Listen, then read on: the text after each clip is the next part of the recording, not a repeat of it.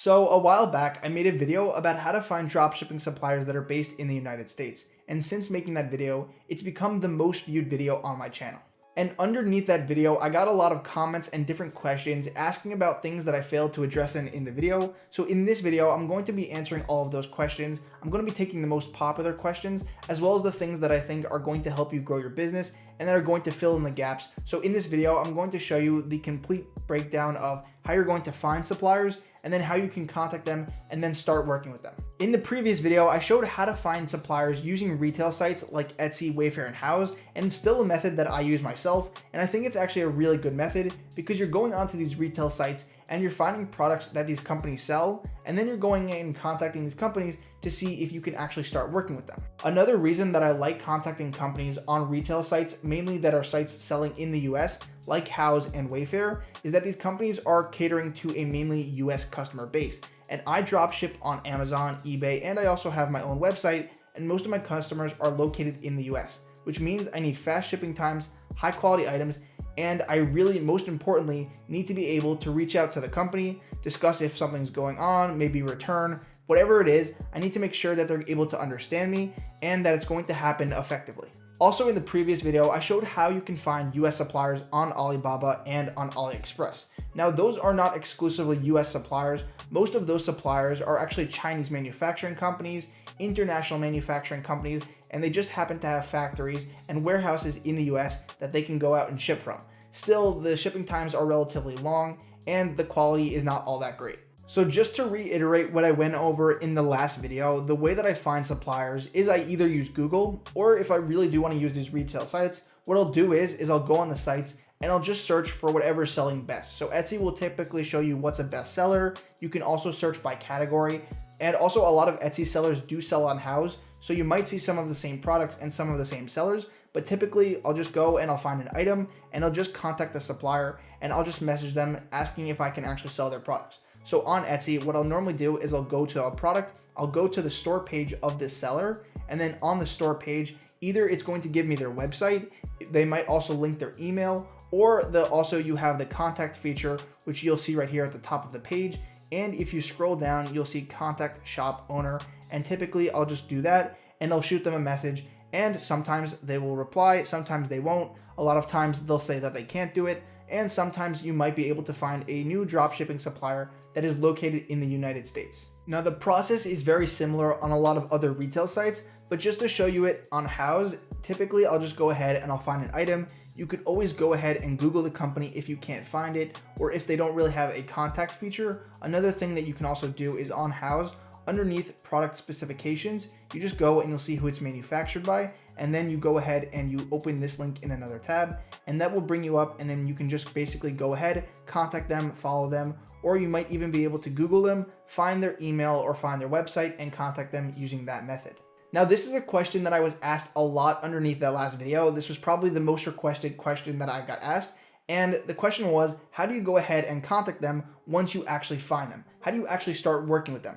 So the answer to this is actually relatively simple. I have a template that I use that I will send to prospective suppliers, and the template is actually relatively simple, and it's mainly just this, what you see on the screen. It's hello, and then you put their contact name, and then my name is, and then your business name, we are, and then you can either put in a home decor, you could put in a games, whatever type of business that you are that mainly sells on eBay and Amazon. Again, you can switch those out for Shopify, or you can put your website, or you can just put whatever platform that you want to sell on.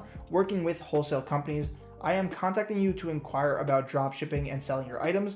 We work with a few other Etsy sellers, or you can say Houzz, or you could just say we work with a few other companies, as well as other wholesalers.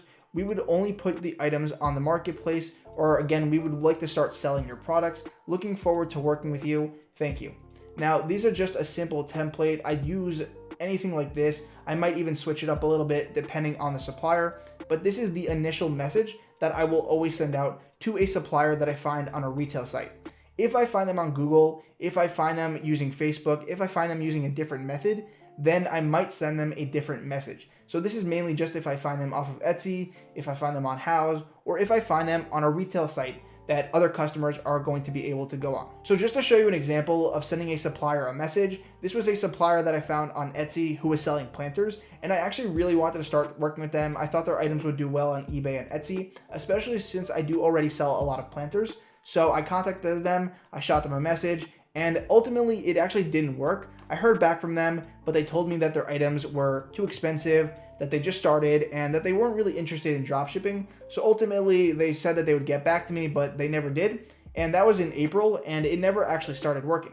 Now, to put that into contrast with a message that I sent on October 31st, which was not too long ago, and in this message, I just contacted another supplier. I wanted to see if I could start selling their items, and then they actually got back to me about 3 hours ago before filming this video, and they said that they were interested, but they wanted to know more about how they were going to do everything, what were the logistics, and that brings us up to the next question, because that was the second most common request that I actually got is, how do you place orders? What do you do? How do you work it out? What are the logistics of actually working with a supplier?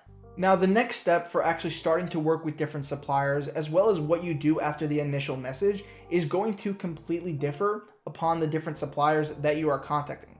Some suppliers are actually going to be bigger companies that might already have a wholesale website that they'll just basically let you create an account, then you can go ahead and place orders, and that is extremely simple, and that is basically the easiest way that you can do this.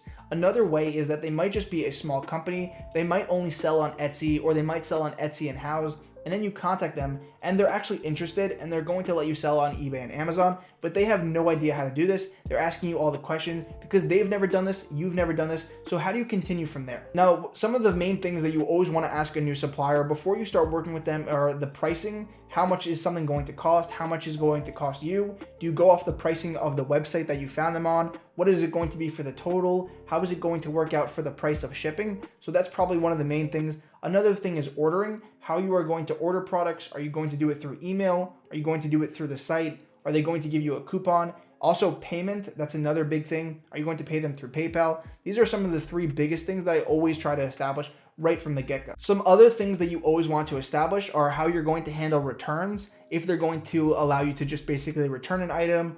Are they going to charge you the shipping? Is there going to be a restocking fee? So that's a really other important aspect. Another thing is the item catalog. Do they have a catalog with all of their items? Do they have wholesale prices in that catalog? How are they going to be able to update you on what's in stock and what's out of stock? So those are another couple of things that you might want to ask them. Another thing that I always ask them is, can I use the photos on Etsy or on their website for when I actually upload the items? Do they mind if I sell on Etsy or on eBay? And basically, once you establish all of the guidelines, once you've actually established the price, once you've actually established, can you use their photos, the returns, the payments, those are basically all of the different things. And then I go ahead and I start listing their items. I also just want to add that you can always ask them in the future, if something comes up, they should be able to answer any of your questions. If they're a really good supplier, I've worked with suppliers who are brand new to this, and as we're working this out, as I'm uploading their items and sending them orders, things do come up, and then I'll just basically ask them right there and then. And sometimes they're not so good about it. A lot of the times they are, and you can just work it out if something does come up. So the next thing is just finding which of their items sell well. Now, I typically like to upload all of the different items onto my website, onto Amazon and eBay. Some people like to focus on only a specific item or only on a few items. So the way that you can do this is you can go to either Etsy or House or whatever, and typically all of these sites will tell you what's the best seller. So on Etsy, it will tell you what's the best seller right next to the product. Another way that you can do it is you can go to the store's reviews, and in the reviews, you can actually see which item is getting the most reviews, or you can just see which items are actually being highly reviewed, which ones you maybe should avoid, and this way you can just get a good idea of which products you should be selling from this supplier. So once you've started listing the items, then you're probably going to start getting some sales, and once you get your first order, you're going to need to know how to place it, as well as how you're actually going to pay your supplier. Different suppliers are going to process the orders in different ways. The most common way is that they're going to have a wholesale website. You're going to log into the wholesale website. The price that you're going to pay will be the wholesale price.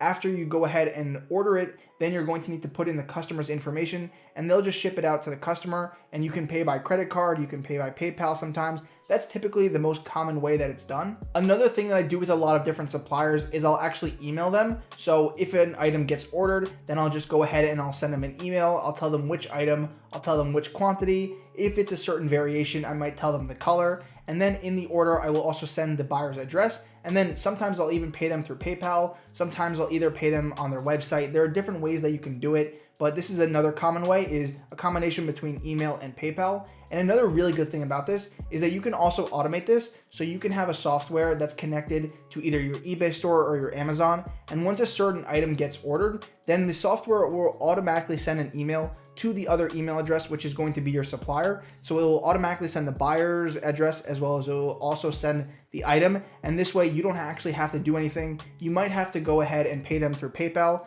You can also establish terms. And what that means is that at the end of the month, let's say you do a total of $1,000 worth of orders, then you can just go ahead and PayPal them $1,000. There are just different ways that you can work with suppliers, and that's another common way that I do order and that I do pay suppliers. So the last main way that I do place orders is I use the wholesaler's retail site. Now that might sound confusing, but a lot of wholesalers will only have their own retail site where they do sell to customers, and they'll give you a special coupon or a special code that you can actually put in at checkout, and this will activate the wholesale price. This way you can check out normally, you can just put in the buyer's information, and this way you'll get a discount, and then they'll ship out the item. So that's another way that I do place orders, and typically you can either pay through PayPal or you can even use a credit card.